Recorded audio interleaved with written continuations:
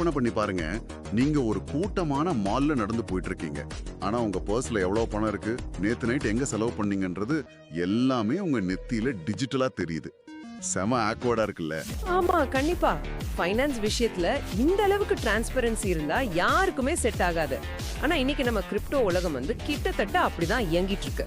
Black செயின்ல எல்லாமே public லெட்ஜர்ல ஓப்பனா இருக்கு. அதான், அந்த ஓப்பனான உலகத்துல எப்படி ஒரு பிரைவேட் ஸ்பேஸை உருவாக்குறது? இன்னைக்கு நாம இந்த சோர்ஸ் டாக்குமெண்ட்ஸை வச்சு டீப்பா அலச போற ஆரிஜின் ப்ராஜெக்ட் இத பத்தி தான் பேசுது. கிரிப்டோல இருக்கிற ஒரு ரியல் வேர்ல்ட் ப்ராப்ளத்தை சால்வ் பண்ணி எப்படி லாங் டேர்ம் லாபத்தை, அதாவது அந்த சஸ்டைனபிலிட்டியை உருவாக்க போறோம்னு அவங்க சொல்றாங்க. ஒரு கிரிப்டோ ப்ராஜெக்ட் சும்மா டெக்னிக்கலா பேசாம லாங் டேர்ம் பிசினஸ் லாஜிக்கை இவ்ளோ ஸ்ட்ராங்கா பேசுறது எனக்கு ரொம்பவே ஆச்சரியமா இருக்கு. நிஜமாவே ஆச்சரியம்தான். ஏன்னா அவங்களோட அந்த லாஜிக் ரொம்ப சிம்பிள். பிரைமரி மார்க்கெட்ல ரியல் வேர்ல்ட் வேல்யூ கொடுக்கிற ப்ராஜெக்ட் நாங்க மட்டும்தான் ஆரிஜின் வந்து ரொம்ப ஸ்ட்ராங்கா கிளைம் பண்றாங்க. அந்த கோர் ப்ராப்ளம் நீங்க ஆரம்பத்துல சொன்ன அந்த பிரைவசி தான். ஆமா, அந்த நெத்தி டிஜிட்டல் பர்ஸ் மாதிரி. கரெக்ட். பிசினஸ் டிரான்சாக்ஷன்ஸ், பெரிய இன்வெஸ்ட்மெண்ட்ஸ்னு வரும்போது யாருமே அவங்க போர்ட்ஃபோலியோவை பப்ளிக்கா காட்ட விரும்ப மாட்டாங்க இல்லையா? அங்கதான் இவங்க வராங்க. அப்ப எல்லாரும் அவங்க பணத்தை நடுரோட்ல வச்சிருக்கிற ஒரு உலகத்துல ஆரிஜின் வந்து ஒரு செக்யூர்டான லாக்கரை உருவாக்குறாங்க, ரைட்? எக்ஸாக்ட்லி. அந்த லாக்கர் மேல மக்களுக்கு இருக்கிற தேவையில இருந்து தான் அவங்களோட உண்மையான மதிப்பு உருவாகுது. மக்கள் தங்களோட ஃபினான்ஷியல் டேட்டாவை மறைச்சு வைக்கிறதுக்காக கண்டிப்பா பே பண்ணுவாங்கன்னு இவங்க நம்புறாங்க. ஒரு நிமிஷம், லாக்கர் தேவைதான், ஆனா லாக்கருக்கு வாடகை கொடுக்கிற மாதிரி பிரைவசிக்கு மட்டும் மக்கள் பணம் கொடுத்துட்டே இருப்பாங்களா? அதாவது ஒரு ப்ராப்ளத்தை சால்வ் பண்றது ஒரு இனிஷியல் டிமாண்டை உருவாக்கலாம், ஆனா அது எப்படி ஒரு லாங் டேர்ம் நிலைத்தன்மையா மாறும்? அது நல்ல கேள்வி. இங்க தான் அவங்க ஈகோ சிஸ்டம் ப்ளே ஆகுது. பாத்தீங்கன்னா ஆரிஜின் வெறும் ஒரு சிங்கிள் டோக்கன் கிடையாது. இந்த பிரைவசி சொல்யூஷன்ல இருந்து வர்ற வேல்யூ அவங்களோட செகண்டரி மார்க்கெட் வழியா நேரா யுஎஸ் ஸ்டாக் மார்க்கெட்க்கு ஃப்ளோ ஆகுற மாதிரி டிசைன் பண்ணிருக்காங்க. வெயிட், இது லாஜிக்கலாவே கொஞ்சம் இடிக்குதே.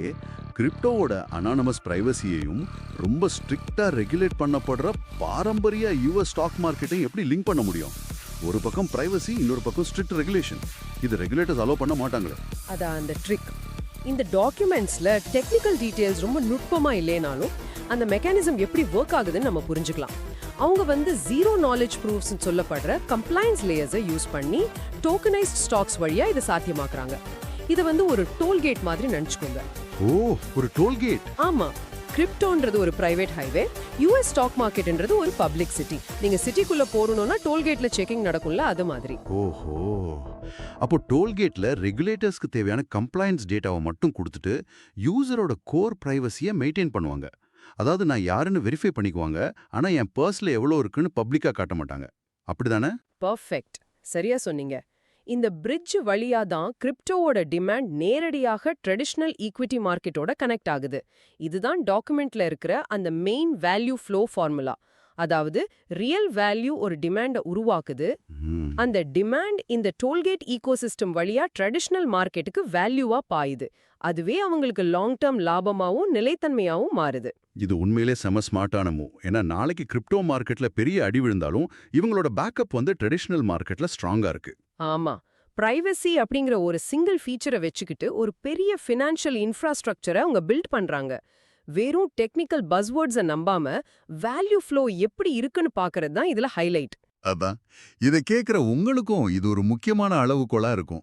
இனிமேல் நீங்க எந்த ஒரு புது கிரிப்டோ இல்லைன்னா டெக் ப்ராஜெக்டை பார்க்கும்போதும் நிஜ உலகத்துல அவங்க ஒரு ப்ராப்ளமை சால்வ் பண்ணி அந்த வேல்யூ எப்படி மார்க்கெட் சஸ்டைனபிலிட்டியா மாறுதுன்ற லாஜிக்கல் பாத் இருக்கான்னு செக் பண்ணி பாருங்க.